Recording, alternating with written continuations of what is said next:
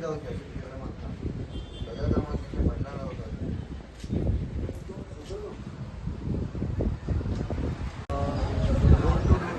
चालू झाला रायगडला एक आज सकाळी पाठार कंप्लीट केला आणि आजच्या मळ्यान वॉर्ड नंबर 20 चालू केला